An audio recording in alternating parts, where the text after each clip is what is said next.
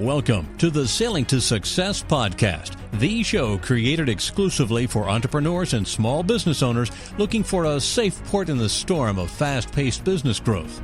Lyndsay Phillips is the founder of Smooth Sailing Online Support, a company dedicated to helping entrepreneurs and small business owners increase customer service, run their business more effectively, and increase their profits. Prepare to be inspired and learn some practical tips and strategies you can use in your business today. And now, welcome your host and captain for this 30-minute excursion, Lyndsay Phillips. Hey everyone, welcome to the Sailing to Success podcast show. My name is Lyndsay Phillips and I'm your host and captain for this 30-minute excursion. And of course, for those that have listened to past podcasts, I love motivating and inspiring other entrepreneurs to achieve more. I love sharing practical tips, business building strategies to help you grow your business. And today I am so excited. I have Denise Griffitts here with me. And to me, she is like the VA queen. I bow down to her. I am not worthy. And she says she's a nerd in stilettos. I love that. She went back to college and got her computer science degree and was the only graduating female in her class, which is quite interesting.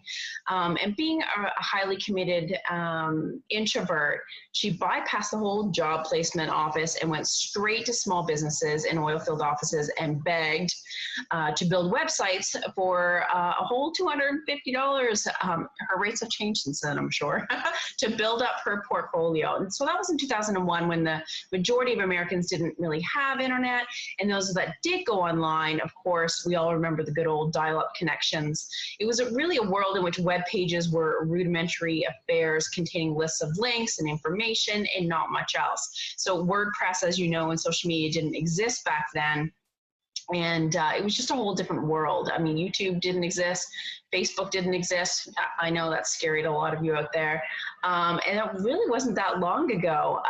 But you know what? None of that mattered to her. She had a vision and determination that she'd be able to make a really good living at home with her computer and never wavered from that idea. And as time went on, she noticed that there were massive changes online and always stayed in touch with her original web development clients and let them know what the new technology was, new ways of marketing. And, you know, as a result of that, Denise is proud to say that all of her original clients are still with her, which is amazing. I mean, you know, I'm sure some have moved, or I believe one sadly passed away, but all her clients have stayed through with her. So that obviously says how amazing she is. And, you know, she does everything from virtual assistants, online business management, social media marketing, and of course the web design, and hasn't looked back. So thank you, Denise, for saying yes to being on my show. I'm absolutely thrilled. Oh, thank you. I am so honored that you asked me. And we do kind of know each other, you know, in that tangential way that we all know each other on social media.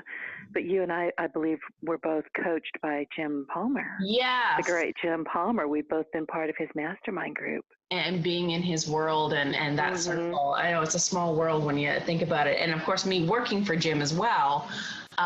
He's one of my clients. So I remember your name. Being in the roster, so to speak. I always cringe a little bit. It's like, oh God, what are they saying now? But hopefully it's all good. Oh, absolutely. Oh my gosh. So you have had quite the journey. And one of the things that I find, I don't know if it's amusing is the right word, but you know, you are very introverted, but to me, I'm like owning your own business and knocking on people's door. I mean, that takes chutzpah, man. Listen, it was the single most terrifying thing I've ever had to do. I am a committed, highly committed introvert. That doesn't mean I'm shy. I'm not.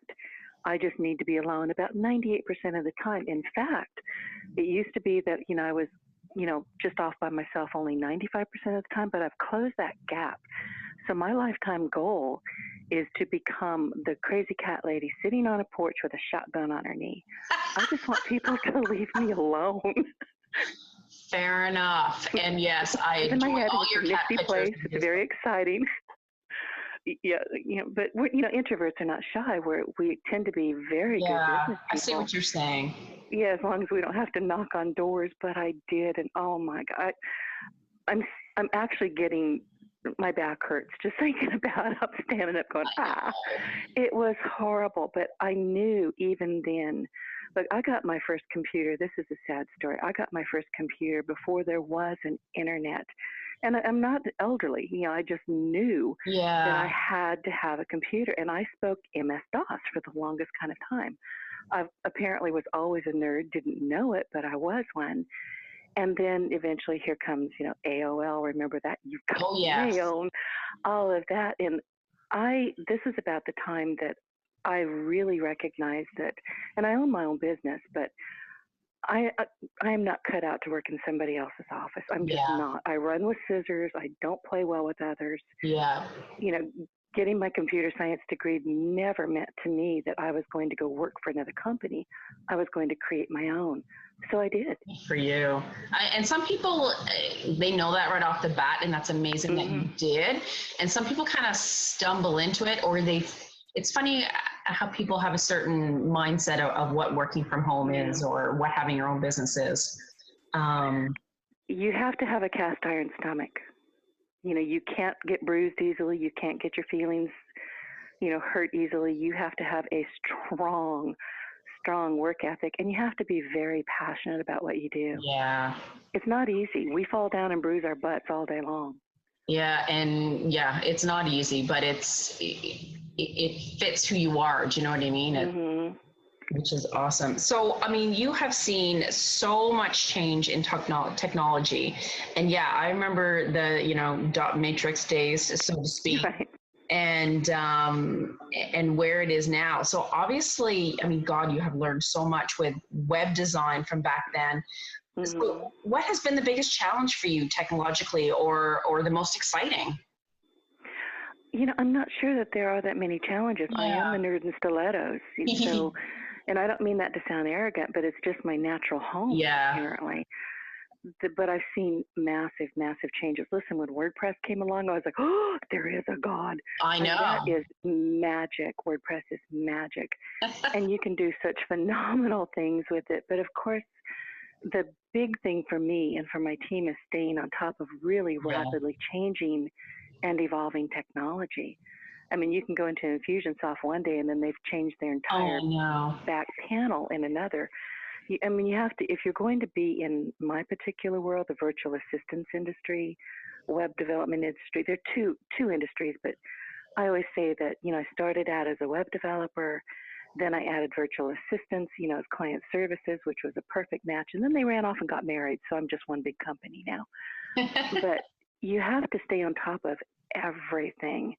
And one thing that I do, with my team is that I'm in a very fortunate position because I am a nerd and because I do study these things, that when I hand off to my team, I'm never asking anybody to do something that I can't do myself. Yeah. Which makes for a very easy transition. I'm able to, very clearly explain what I want, what the end result is going to be, and how it's done. A lot of VA teams, I think they struggle with that because they really don't know what they're asking for, and they're learning, but it's tricky. You have to really know what you're doing. I know, I agree, and want to learn all the new technologies and the new things that are changing and enjoy it. I think you obviously do. It obviously comes natural to you in learning what's new and coming up, and able to explain it to your team members to have that smooth transition. Well, it makes life easier for all of us. No doubt. So how, Lord knows you've grown your own business tremendously, but you're also helping your clients grow their business. What do you find are entrepreneurs' biggest challenge that they come across? Handing off. They really, entrepreneurs have these wonderful ideas. We wake up, I don't know about you, I wake up at 3:18 every morning and go, oh, I have been known to race across my house, start naked to get to my computer. Yep. Which is sad, but I've done, there's a picture y'all need. A lot of great ideas at 4 a.m. Yeah, exactly. But the problem that I've always found, and it's not a problem, really, I'm phrasing that poorly, but they see it in their head. They know where they want to go. They can map it out in their head, but transferring that to paper or a mind map or even another person is just horrifying for a lot of people. They want the help. They know they need help, but articulating it is often a big, big problem. So finding a virtual assistant or a web developer or somebody like me who is both, who can poke around in your head with a stick and pull it all out and make sense of it is really important. Yeah, that's an interesting, I've never really heard it explained that way. I mean, yes, VAs are, implementers, if you will. Mm-hmm. But yeah, it does take a specific skill to pull that vision out of someone's head and mm-hmm. make it into something logistically. Right. And I've always said this, and you may have heard me say this in the past, a good, solid, high functioning virtual assistant or OBM, online business manager, is not waiting at the end of their keyboard or their phone, waiting for you to instruct them. They are working with you. They are partnering with you. They are looking out for you. They're finding new technologies for you. They're finding ways to streamline what you're already doing. Mm-hmm. They may be consulting with you and saying, that piece over there is a bit of a mess and it doesn't even make sense. How about if we shelve that and work on what is generating money for you right now? So a good virtual assistant really literally becomes your partner in success. Yeah, I love that. I can't agree more. And it also, honestly, I think it's personality style. Some people are, doers and they take instruction well and they fulfill that task, but they're not looking above and beyond, and looking out for that person. Do you know what I mean? Right. And they make good team members for somebody like me. Yeah, no, I totally agree. Everyone's got their own need and fills a void, right, so to speak. Absolutely. Now, again, going back to your original, doing web design. So do you find, and I'm just curious for myself, is everyone switching to WordPress and using WordPress, or are people still doing custom designs or other avenues? It's hard to say. Probably some of the really big companies are using custom designs and PHP and a lot of that. But most people, WordPress is so easy to customize. You can create templates yourself. You can buy templates and customize the bejeebers out of it. I find that most people who are serious about it are going with WordPress, and then maybe using a theme like Rainmaker, or Optimized Press, using some of those on top of WordPress. But that's true. Then there are the kind of do-it-yourself people who want to go with Wix and some of those others. To be honest, when they come to me and say, "Can you fix this?" my answer is no. I don't play around in those. Yeah. I'll help you find somebody, but I'm not the guy. No. I'm not the person that'll do it. Yeah, don't blame you. Thank God. WordPress, at least, because I remember years ago, if you wanted a good website, it was going to cost you thousands and thousands of dollars. $10,000 and up, right? Oh my gosh. And then I built some of those. I'm sure. And I bet they look awesome. But it's but then you don't want to have any changes or alter it because you've sunk so much money into it. So at least now it's easier on the budget, obviously. But more flexible too. And one of the things that I do with my clients, your real estate is your website. It's your sales funnels. It's your social media. That's your online real estate. You need to have some control over it. Yeah. And I think I told you in the green room earlier, I started my business with the promise back then. And I didn't tell you how this happened, but I would walk into these little businesses quaking, just, oh my God, I don't want to do this. And, I'd have to pull up my big girl panties and go in there and just say, my name is Denise Griffitts. And can I find? And honestly, I ran into big resistance, and it was because of Yellow Pages. Oh. And it wasn't Yelp, but Yelp is doing kind of the same thing. Yeah. But what was happening was Yellow Pages was sending out their little army of salespeople. And you know how salespeople at radio stations and TV stations, they stay, about a week and a half? Yeah. They get that first sales commission check and they're out of there. It was not a fun job. Well, what was happening was that Yellow Pages had deployed this army of people who would go around and say, okay, pay us, and I can't remember what it was. I'm going to say $350 just because that comes to mind. But pay us this, and we're going to build you a website. And they would disappear. And come to find out, these people didn't know if they had a website. They just knew that they'd paid money. Yeah. They didn't know how to get a hold of the salesperson. The salesperson was probably working, somewhere else. They didn't even own their domain name. Yellow Pages owned their domain name. Gosh. It was a mess. So I, on the spot, the first 2 or 3 times that I was confronted with that, and I said, listen, I will build your website. This was before WordPress. I couldn't let these people in. They had to come to me for any changes to HTML. Yeah. But I said, I'm going to make you a promise, and I've kept this promise ever since. I will never, ever hand you the keys to a beautiful website, say, hey, thanks for the payment. Good luck and God bless. I will never do that. And that was really the basis for my business and why it's grown the way it has. I mean, I know the word is kind of overused, but like customer service, and people want to have help, and want to be important, and want to have, you know, someone at their fingertips that's going to make it all better and make the changes.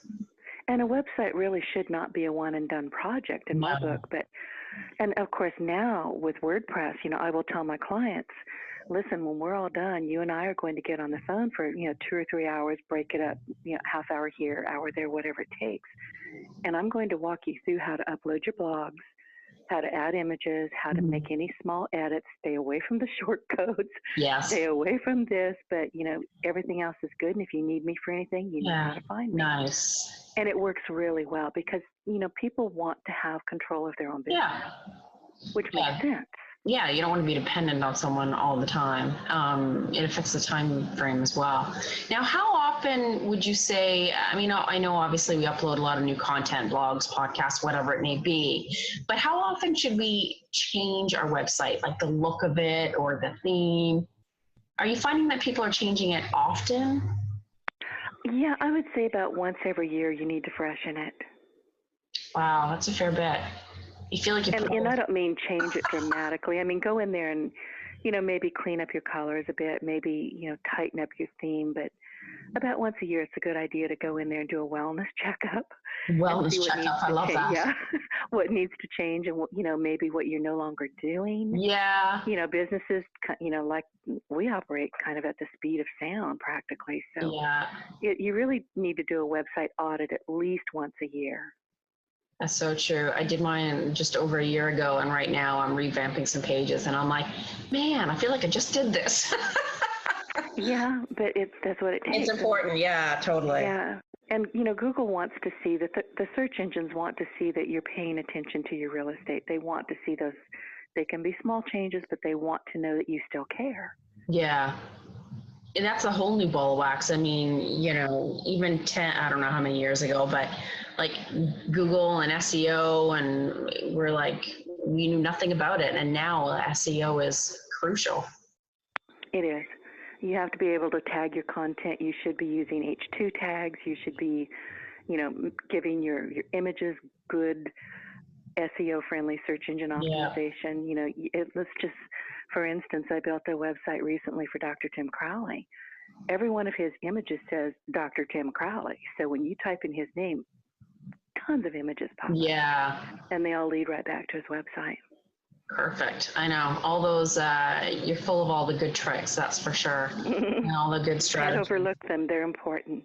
They are. Those little details. And so many entrepreneurs have no idea about those little things. I think, you know, you create a website and you put it up and you're done, but it's still not the case. Right. And that leads back to something you said earlier, you know, with clients, you know, how do you know, kind of work with them if they really don't know what they're supposed to be doing? And I have found over the last couple of years in particular that especially if I'm working with somebody who really is kind of new to being an entrepreneur, maybe they've been working, you know, at a real estate company forever and ever. Now they're transitioning out and they want to be an author and a speaker. I work with a lot of authors and speakers.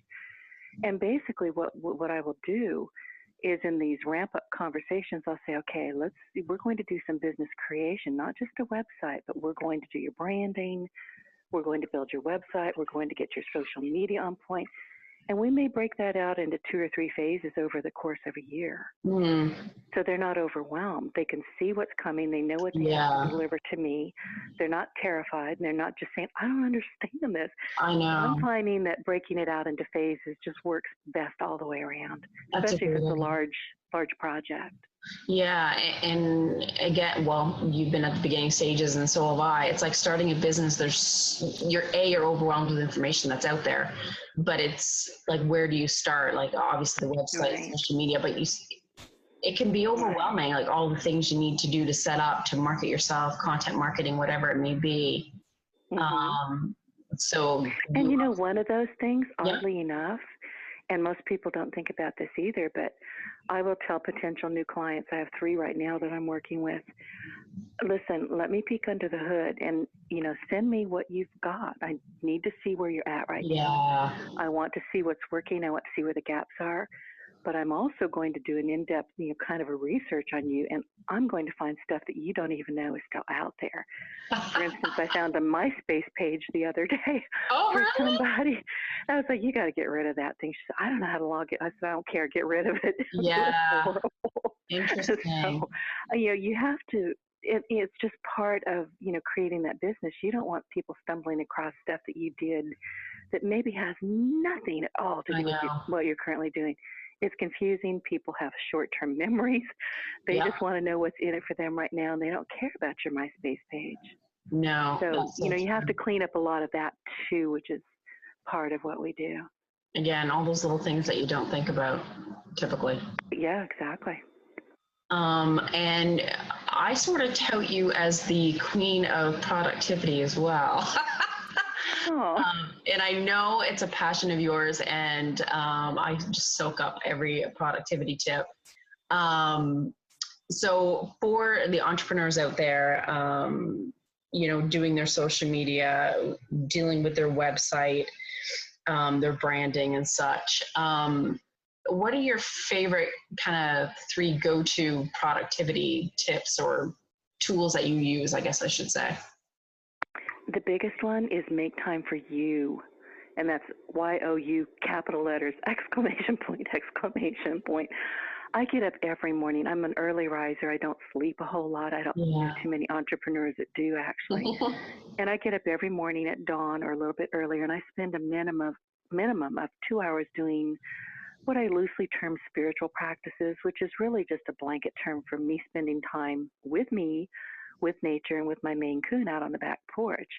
And this is time that I take each morning for reflection on the day, on planning my day ahead, on I may be doing yoga, I may be doing any number of things.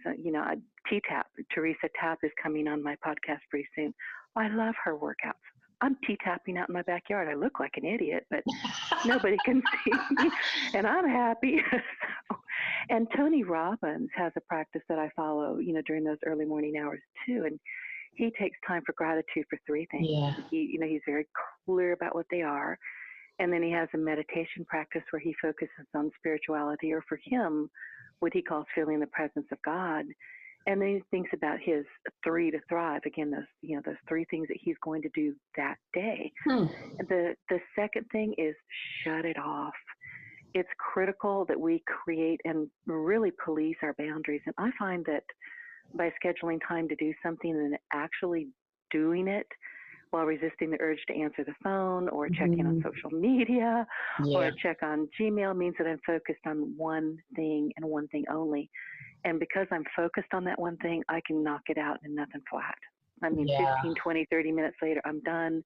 And And I'm up and walking around and doing whatever. And you know what? Third, go ahead, I was I'm going to sorry. say, not many people think of a productivity tip as having time to yourself. To many, and it's probably a mindset issue, but it's like productivity is doing versus being, right? Like if you make the mistake of thinking that you're busy, but you haven't planned out your day and you haven't sat with yourself quietly, whether it's in the shower. I do a lot of thinking in the shower. I don't know what it is about water. We all have great ideas in the tub. For me, it's driving in the car. Right. And a lot of people, I'm live alone. I'm the crazy cat lady. I can do whatever I want to do. So I can spend 2 hours outside. I recognize that many people can't, but carve out 15 minutes, 30 minutes, whether it's the morning or noon, find a time where you can sit very quietly with yourself and say, this is what I want. I love that. This is what I need, and this is how I'm going to do it. No, that's perfect. I don't naturally think of that as a productivity, but when you put it that way, very much. yeah, Very much as so. you talk about it, I'm like, that makes so much sense. So sorry, I interrupted you on the third one. Oh, that's okay. Hire somebody outsource. Yeah. We're all guilty of thinking we can do it ourselves. I've been massively guilty of this. Oh, totally. Massive. And I still catch myself doing it. And this is one of the things Jim Palmer would say, Denise, stop doing that. Okay. And then I would go do it myself. But listen, if you don't really know much about web development, hire a professional. Yeah. It will get done quicker. There are little things like we've been talking about. People don't think to put a favicon up there, which is that little image you see at the top of the address bar. They don't think to go to WordPress.org and create a gravatar, which is your image, which when you're responding to people on your blog, your picture pops up. Yeah. You don't know to do these things, but a professional will. Yeah. And then automate what you can, streamline your processes. Treat yourself, if you're in business, be a business person. Yeah. If you find yourself doing things that you wouldn't even think about doing in somebody else's office, it's time to stop doing that. Yeah. And it's true. I mean, I still catch myself. I'll be, creating something and I'm like, why am I doing this? One of my team members could be doing it for me. And I have to, at least I do stop myself, but it every now and then it just becomes a habit just to do. And if you're conscious of it, I think. And it feels so good though, doesn't it, Denise? When you do upload some of those projects or tasks, you get so much more done. I do. I'm very good at focusing, and I do what I call segment intending. So I will come in here and I will sit down at my desk. I've got a list. I know the 3 big things that need to be done, but there's going to be subcategories. There's going to be, we're all list makers. We're better at list makers. But I know what my big, 3 things are to focus on. But when I sit down with a particular task, I will take my hands off my keyboard. I sit back in my chair a bit and I think about it. I really give it, a few minutes thought. Okay, Denise, this is what has to happen. You need to go right now. Before we got on this call, I was working on a newsletter for one of my clients. It goes out tomorrow morning, 8:00. And I was, listed out what I needed to do. I need to find the video. I need to create some graphics. I need to do this. So I'm able to check it off as I go. I told myself, and I started that an hour before we got on this phone, and I gave myself precisely 45 minutes to finish that. And I did. I mean, I got done just before, we got on the phone. Nice. But what I do, and I interrupted myself, I raised my hands from the keyboard, and I envision the task or the project in my mind. I run through it, and then I just do it. And I do not allow for any distractions. Unless one of the cats bites my toes, that's a distraction. Kitty cat interruptions are okay. They're like, Mom. but I don't answer the phone. The phone may ring. I don't answer it unless, it's clearly critical. Yeah. But I have caller ID. I can see who it is. They leave a message. I'll call them back at my next break. Yeah, I do that as well. Segment intending, I think, is very, very important. You say, I'm going to be here for half an hour. This is what I'm going to get done. Because it works for me. Yeah, no, I do the same thing. Because if you have to stop to answer something or whatever, it takes so much more energy to restart and pick up where you left off. It's such wasted time. Oh, absolutely. Experts, I can do this. I need coffee. Experts estimate that switching between tasks can cause a 40% loss in productivity. Yeah. That's big. That's a lot. Yeah, and you do that multiple times a day. You go to bed at night and go, what the heck did I get done? I know. Simple answer is not much. No, I've been there. And every now and then a day will come where it's like, I totally didn't do that right. Or I got bulldozed by my emails or phone calls. And then it's like, okay, I need to course correct tomorrow. I'm do better at batch tasking. Right. And don't beat yourself up. Just don't do it again. Just train yourself not to, allow these. I mean, what's important. When an interruption is important, what it is. But you have to have those boundaries and you have to police them. Nobody else will do that for you. And being focused. And that's not to say that I work all the time. Listen, I'm like a yo-yo. I am up and down all day long. Yeah. I mean, I work for 20, 30, 45 minutes. 45 minutes is my max. Then I get up and I may go get on my rebounder, my little mini trampoline. I may go outside with my dog, Abby Rose, and chase squirrels or pick pecans. We have squirrel chasing times during the day. She's religious about it. But awesome. I'm up and down all day long. I'm not glued to my desk. Yeah, I wish I was better at that. I really do need to get up more and stretch and move, but I know I'm bad with that. I put it in my calendar until I trained myself to do it. I did. I put it in Google Calendar. And, after a week or two, I was like, okay, I can delete that. I know now my body knows when to get up and move. It becomes a habit. Yeah, it's important that you do that. No, I agree. Because you have to be able to get up, oxygenate your brain, just kind of move around a bit and then come back and segment and tend again. Yeah, and be focused and your mind is clear. Because, and we've all done it, right? Working on a project, but in the interim, your head's in 4 other projects and, you look over what you've written and you're like, oh, that's crap.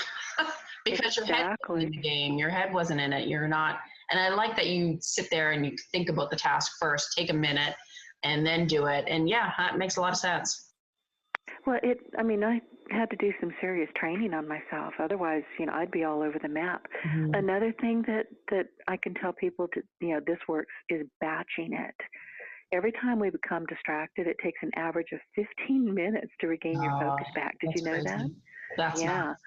It's crazy. So unless you're intentionally managing your time, there's a really good chance that you're operating in a constant state of unfocused response. Yeah. So what I do is I group similar tasks that require similar resources in order to streamline. And I'll send you to a streamline their completion rather. But there's something called the Pomodoro technique. And basically, you're planning and prioritizing the tasks that need to be completed by writing them down. Then you set a timer for 25 minutes and devote that time to a task or group of similar tasks. And you can go to, I won't bore you with the whole thing, but it really works well. So it's pomodorotechnique.com, POMODORO technique.com. I think, explain what it is again. I think I've heard of it, but I'm not quite sure.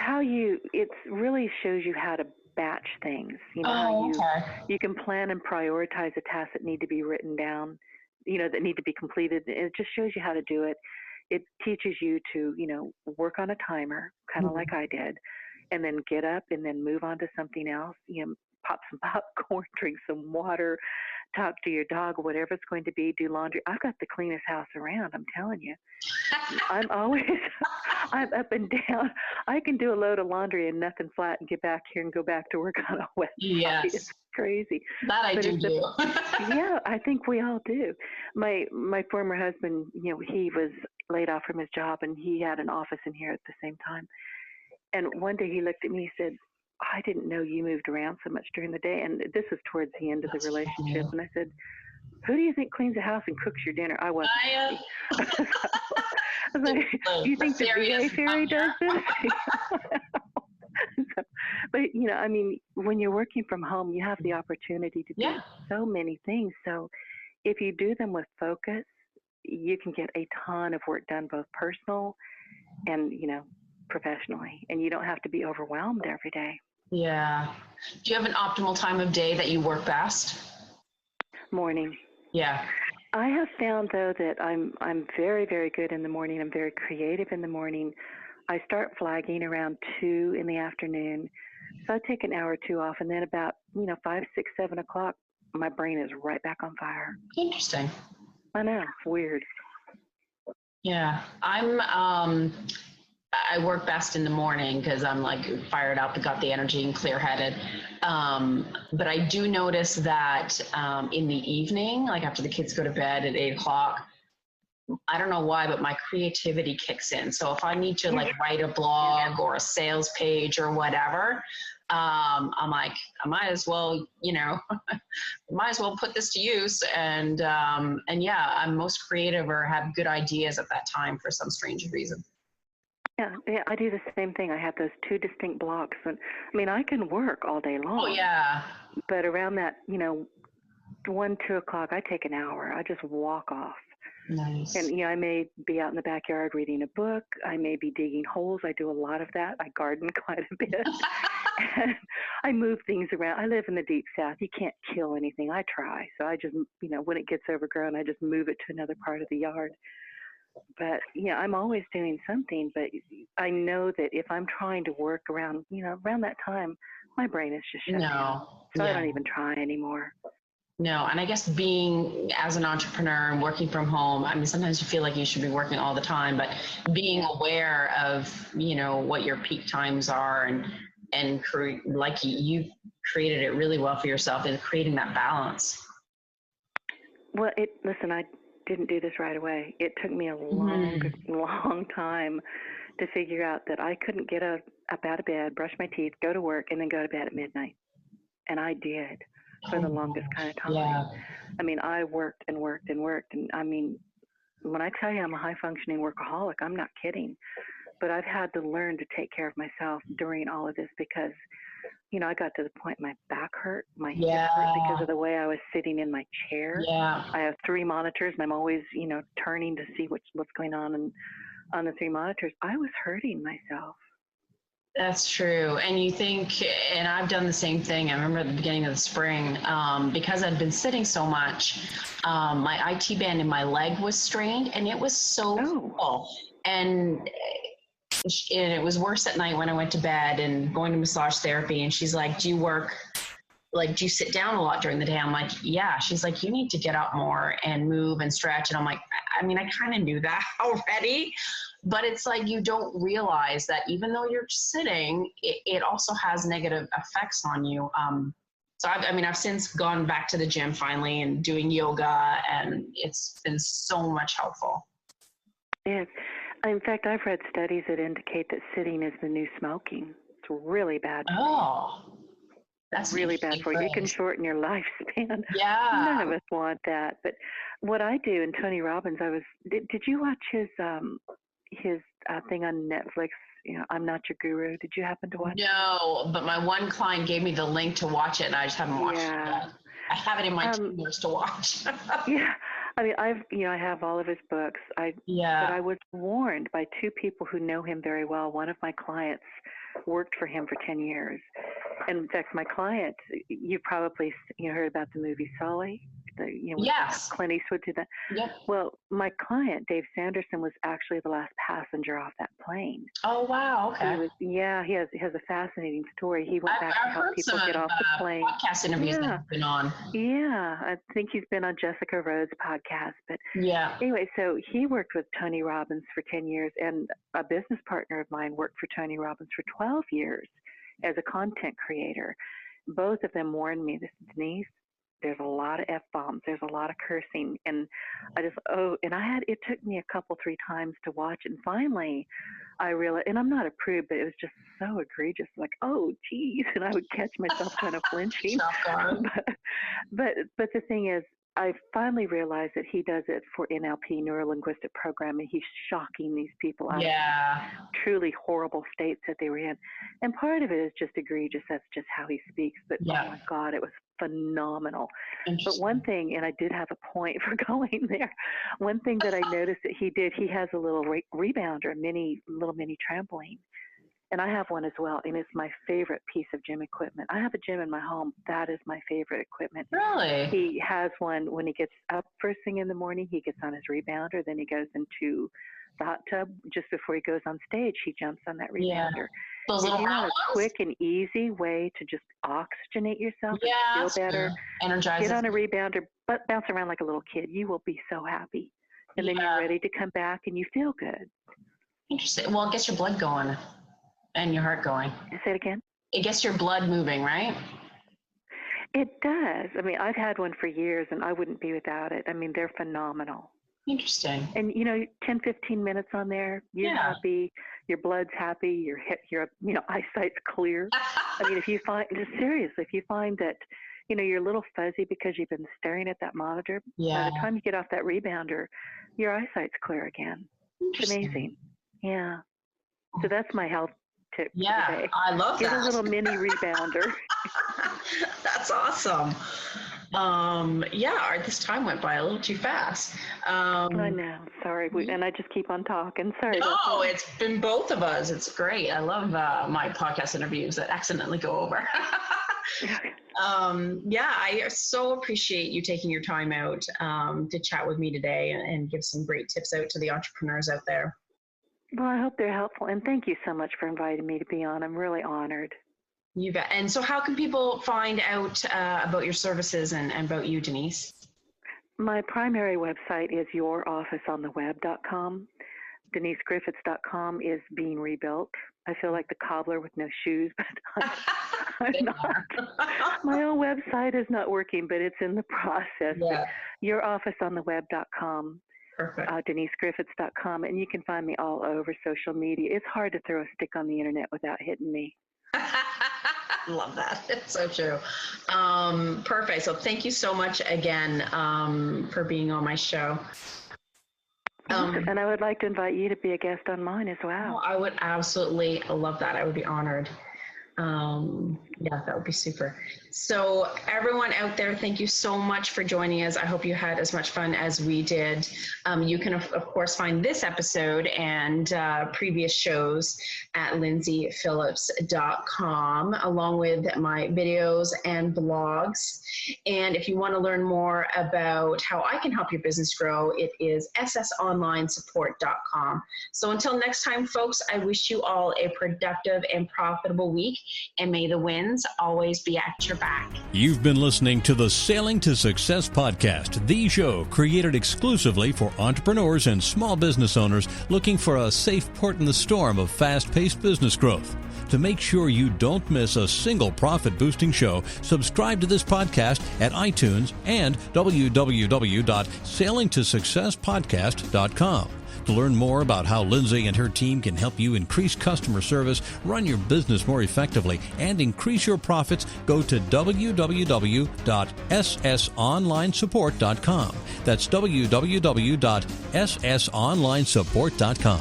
Now go and implement what you've learned and come back next week for more Sailing to Success podcasts.